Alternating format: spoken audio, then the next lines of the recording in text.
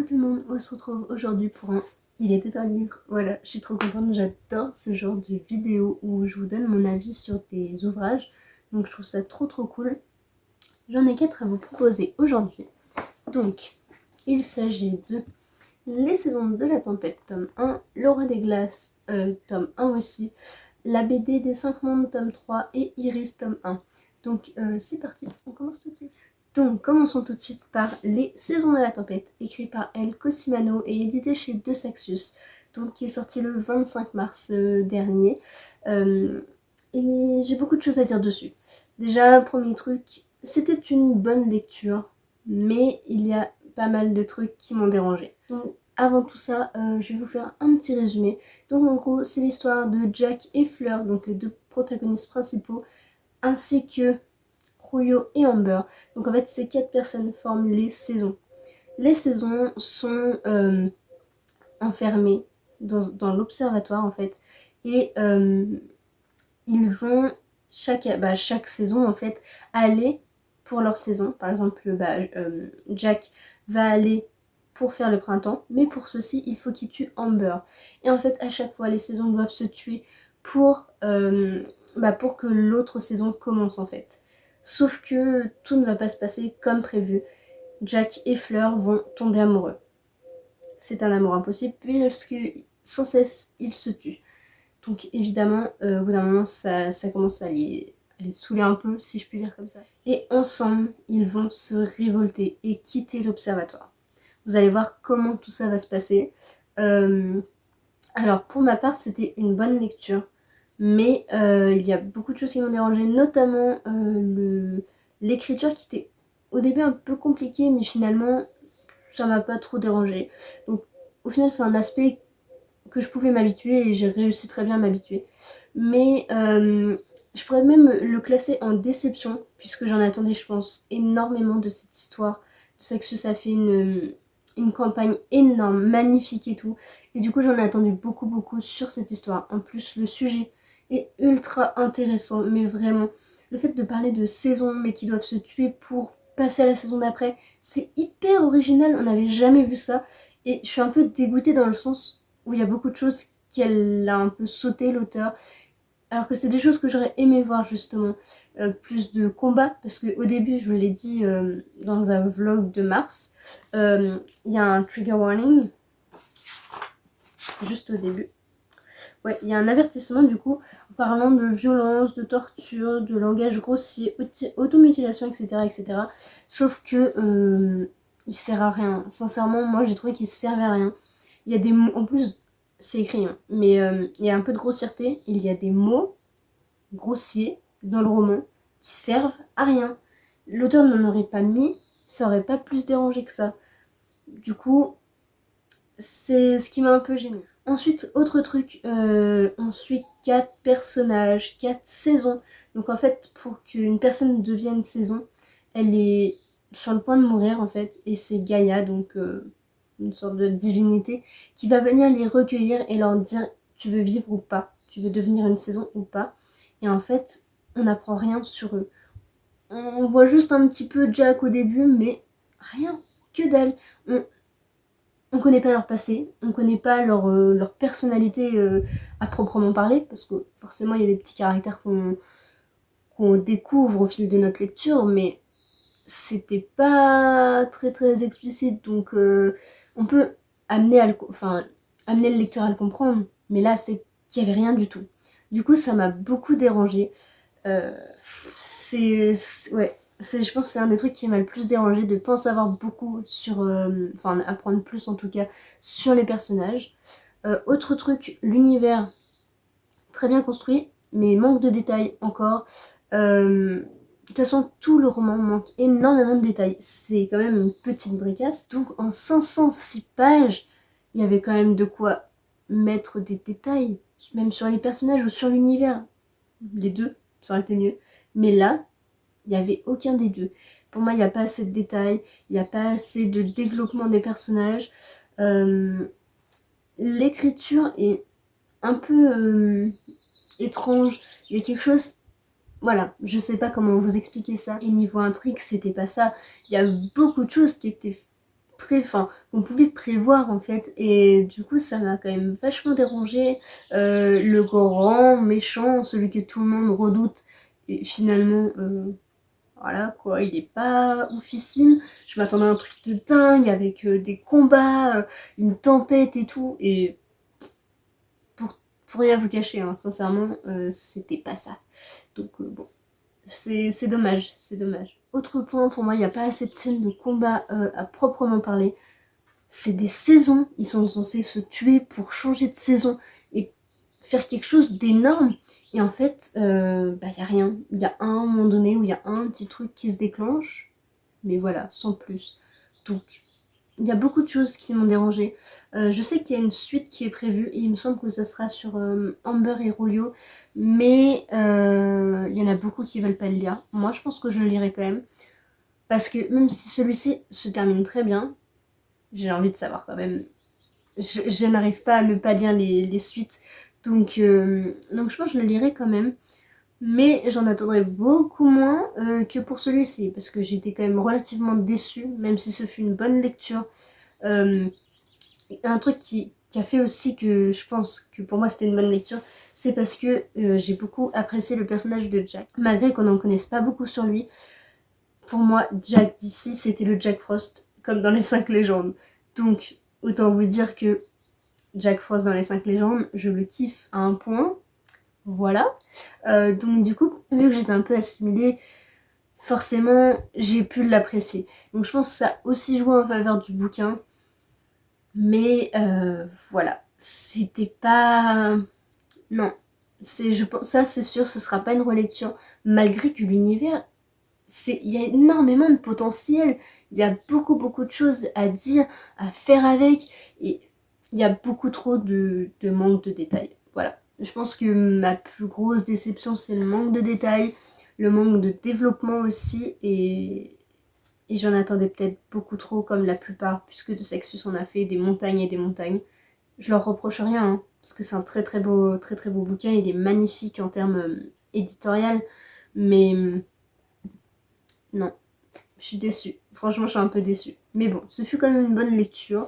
J'ai pas non plus perdu mon temps comme avec certains livres où j'ai vraiment eu l'impression de lire pour lire et me forcer. Là, j'ai quand même apprécié jusqu'au bout. C'est juste des petits trucs en tant que lectrice qui m'ont gênée. Donc ensuite, passons à un graphique. Donc il s'agit d'une BD qui s'appelle Les 5 mondes, édité chez Gallimard, BD, bande dessinée, pardon. J'ai eu un petit doute. Et c'est une BD donc écrite par 5 auteurs. Donc pour vous faire rapidement, il y a Mark Zegel, Alexis Zegel, Xante Bouma, Matt Rockefeller et Boyasson. Au bout de la 3e BD, je commence à m'habituer. Donc dans cette histoire, les 5 mondes, c'est un univers où il y a 5 mondes. Bien vu, Amy. Et en fait, sur chaque monde, il y a un phare. Ces phares sont éteints depuis bien trop longtemps. Et une petite fille, celle-ci, qui s'appelle Unali, va justement rallumer ces phares.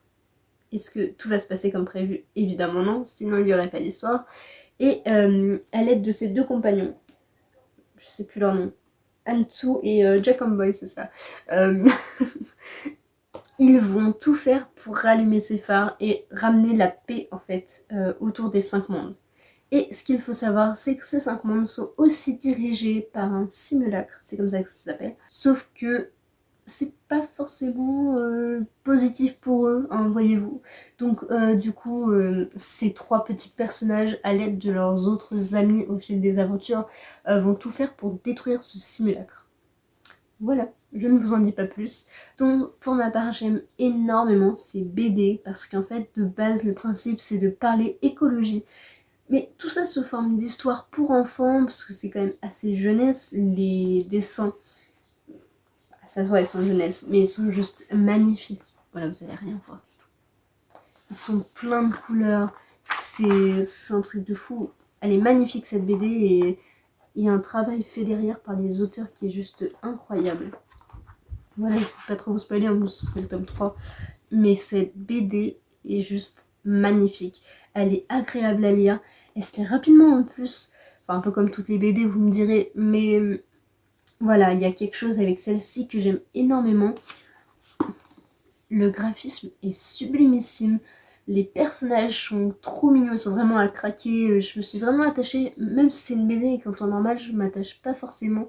Je me suis quand même vachement attachée à ces 3 petits personnages et dès qu'il leur arrive un truc, je suis là, non, s'il vous plaît, non, faites pas ça.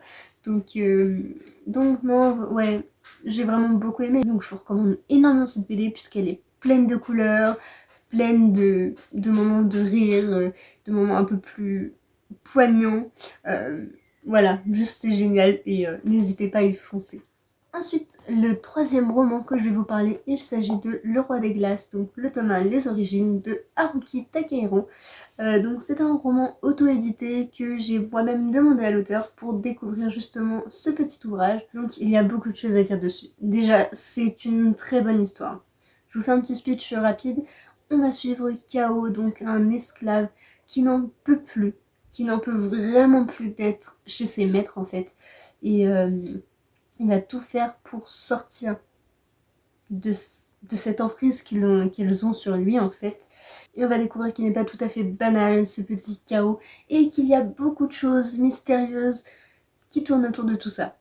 Donc moi personnellement j'ai aimé l'histoire. C'est un bon concept.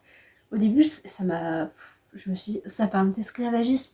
Donc sur le coup il y a des scènes, j'étais là mais c'est pas possible, ils vont pas faire ça, c'est non. Et en fait l'auteur a très très bien amené le truc. Malgré tout, j'ai trouvé que ça allait beaucoup trop vite. Il y a beaucoup de choses que j'aurais aimé voir plus longtemps en fait.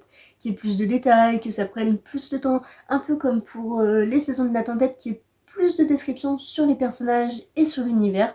Mais non, c'est une très très bonne histoire qui est un peu trop courte comme vous le voyez. Elle ne fait que 130 pages. Donc ça se lit beaucoup trop vite. Je l'ai lu en une journée.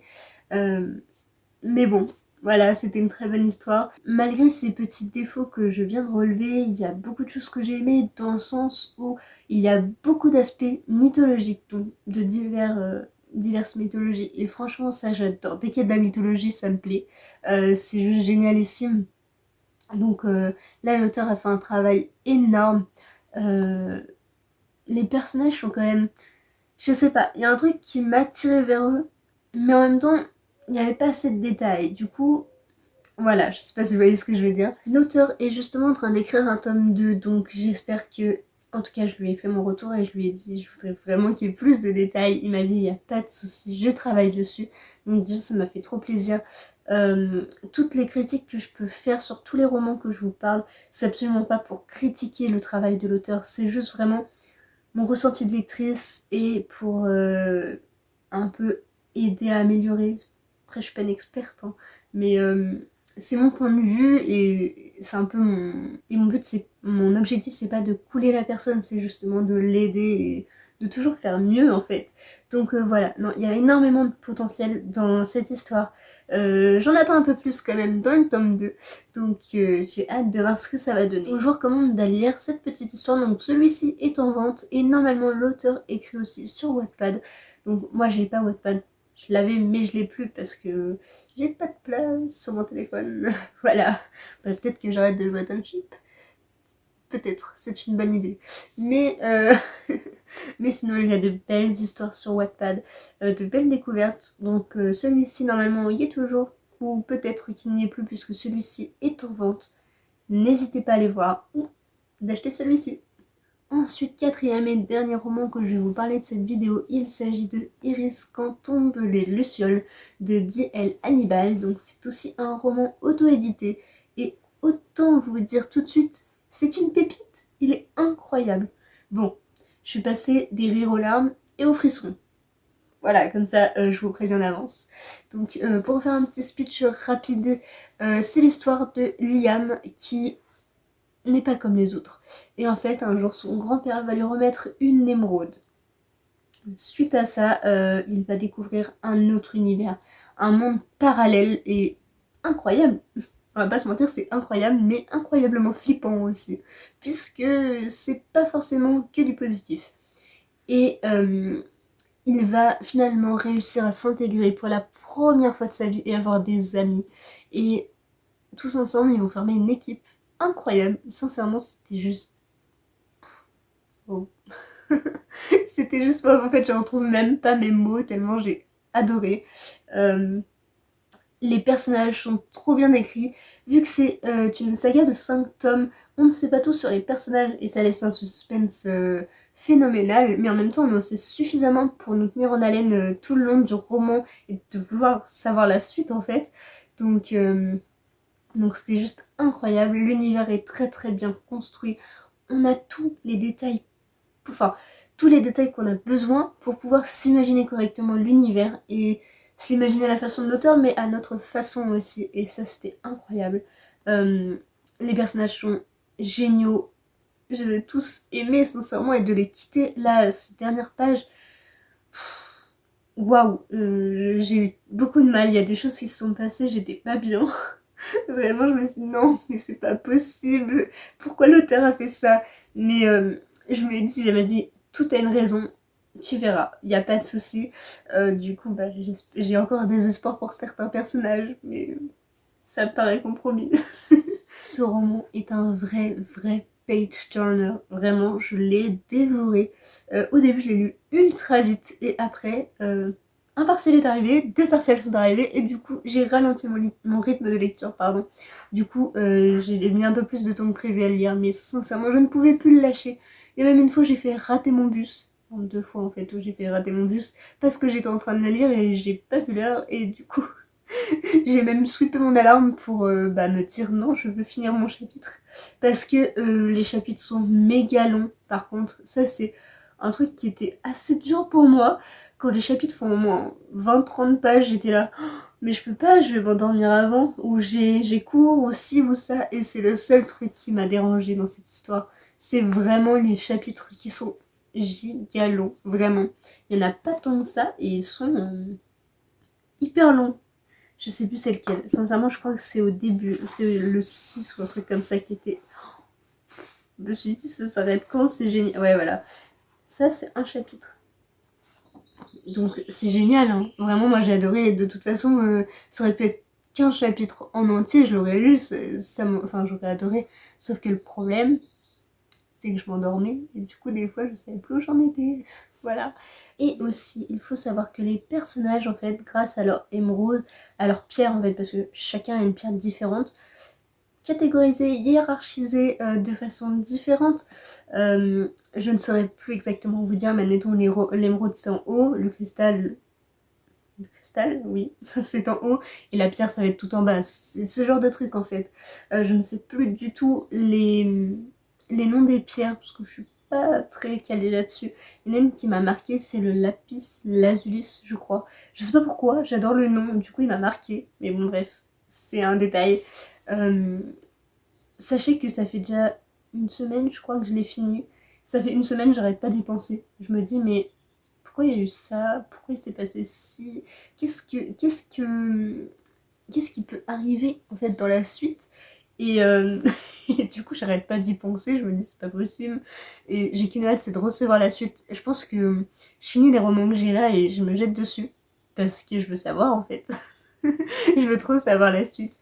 Mais sincèrement, il est incroyable. Franchement, là, même si ça fait une semaine que je l'ai fini, j'ai du mal à mettre des mots dessus tellement j'ai aimé. Et tellement, pour moi, c'était juste waouh et époustouflant. Vraiment, la plume est addictive.